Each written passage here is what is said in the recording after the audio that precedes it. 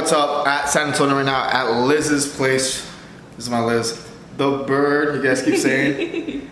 So we're gonna answer some questions I put up on my IG and just generally have the kind of a rant, I guess, Q&A per se.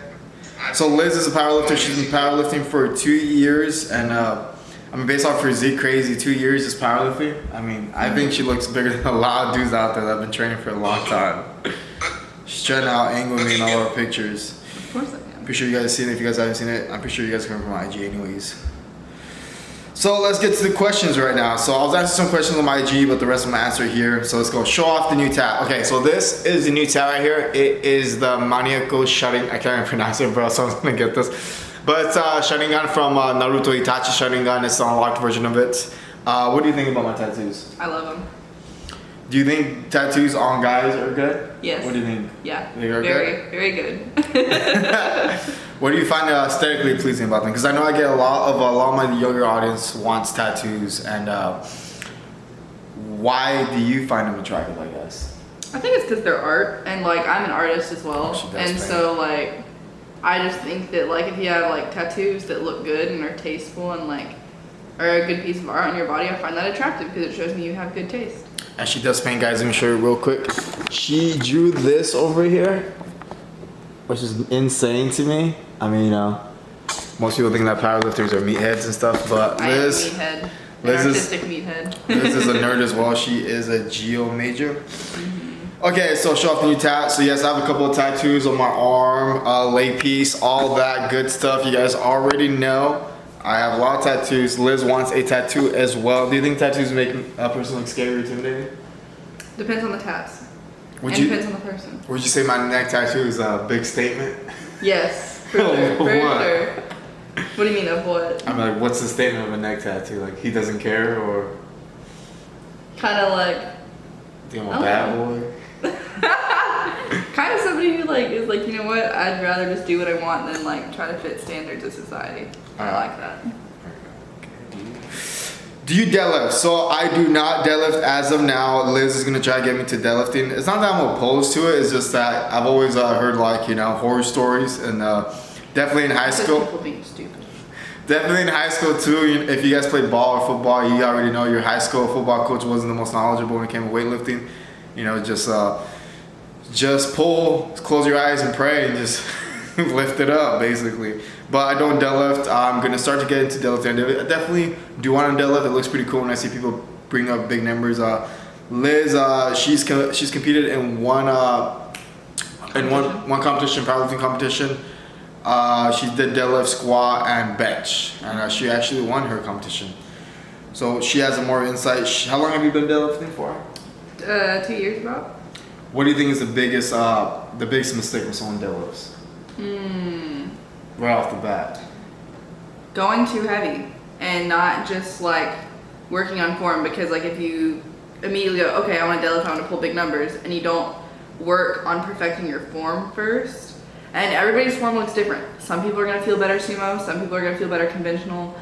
I'm a sumo puller, so of course I like sumo. I just feel like, personally I feel like sumo is more like, what's the word, like sustainable, because it does put less pressure on your lower back, because no matter how well you do your conventionals, you're going to feel a little bit in your lower back. Just to touch on the topic, she said form. I feel like form is really good. People think that, you know, same thing with bodybuilding, you work on your form and you work on a lot of technique. You know, I've been seeing her work out, and she talks about eccentric workouts, which is a lot of control, time, and retention, which bodybuilders use too. So I did realize that powerlifters and bodybuilders do kind of have the same kind of training methodology in some certain degrees when it comes to kind of concentrate on the lift and form.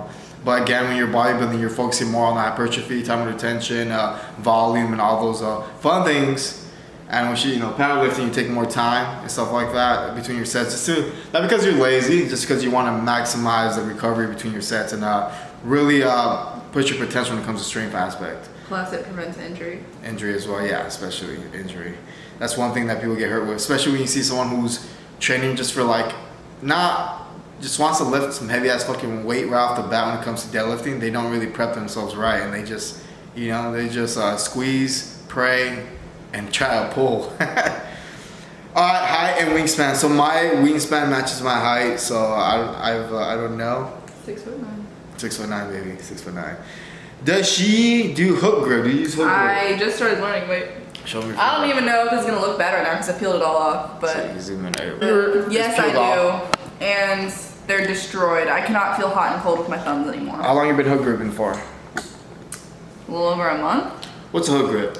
So okay, so basically, it's where it looks like double overhand, right, when you're deadlifting, and it's where you put your thumb like this on the bar, fingers wrap over, and you kind of like lock it in like that. It's with chalk. It is almost, unless you tear a callus, it's nearly impossible to drop. And for me, with my deadlifts, and when I do mixed grip, my hands are what holds it back because my right hand, the overhand one, just slowly inches and I drop it. And in powerlifting, you can't drop from the top. You have to set it back down. Like your hands have to stay on the bar. So, and they're not gonna tell you to put it back down until they see like no movement at the top. So I was feeling a lot of deadlifts because my grip was weak. And so now with hook grip, like on my first day of singles, this prep, I've already hit my all-time best and it was easy. So hook grip is good. So same thing for deadlift, guys. I have a weak grip when it comes to pulling, so maybe I'll have to practice hook grip. I tried it a little bit and it definitely doesn't feel good. It hurts.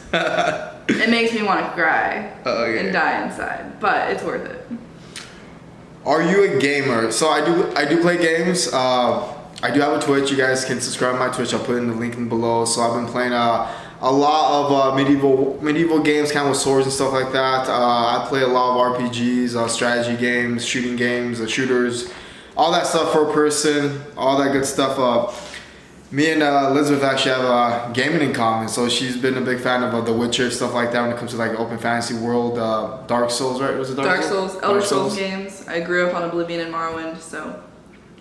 She lifts weights and plays video games and watches anime. And cooks for you? I know, she's making me some chicken right now. You are sick. Okay, you are sick. Can't catch him again. See, that's a funny one. How come you don't deadlift? One of the reasons being so is I was competing for I was prepping for a bodybuilding show, and I definitely didn't want to. Definitely feel like I didn't have the time or the patience as well to try. Because when you want to deadlift precisely and have good form without getting hurt, it does take a minute. You know, it's not just you walk up to the platform and bar and just pull. You have to work on the technique, and that time involved the technique learning curve. I wanted to put in most of that time with workouts I already knew. You know, for deadlifting, it's not necessarily make it or break it kind of lift when it comes to bodybuilding. I prefer RDLs to deadlifts. I mean, not that they remaining deadlifts, that's what it means. That's what I would utilize instead of a deadlift kind of a workout, because of a deadlift I always just felt like I would hurt myself, which I've kind of had before. Do you use creatine in your bulk? So I use creatine when I'm bulking, when I'm cutting, whenever I'm doing creatine, I'm using it. Do you use creatine? I do. I actually need to take mine today. I forgot. So thanks for reminding me.